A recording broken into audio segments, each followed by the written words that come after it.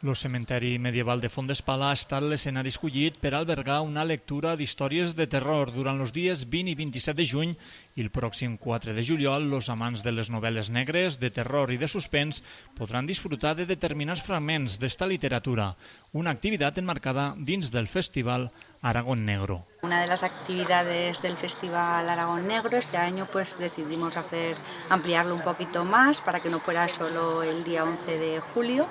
Y bueno, con la colaboración de la Asociación Amelenflo hemos organizado 3 lecturas que empiezan este viernes, el viernes que viene 27 también volveremos a tener otra lectura y el día 4 de julio otra vez. Entonces se van a hacer lecturas de relatos cortos, de ficción, miedo, terror, un poco para tener ya englobado ya lo que es el festival en sí.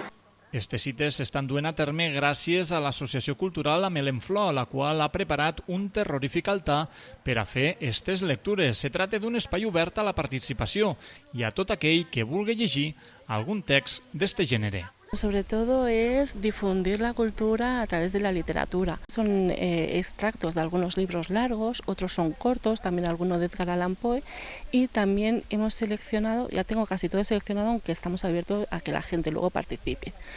Algún poema de la zona, de poemas de Mort y tal, típicos de la zona.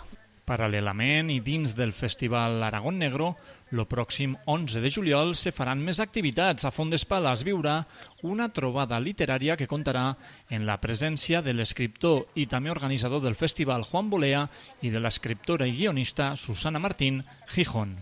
El día 11, tenemos desde las 5 de la tarde, hay varias programaciones. Está Roberto Morota, que viene a hacer una presentación de un cómic, de una adaptación de una novela que ha hecho el cómic en relación a la novela y lo han publicado, y vendrán a hacer una exposición y a explicarnos cómo lo ha hecho. Luego tenemos el concurso de microrelatos también, que es la 5ª edición, donde de momento hay bastantes personas que están participando.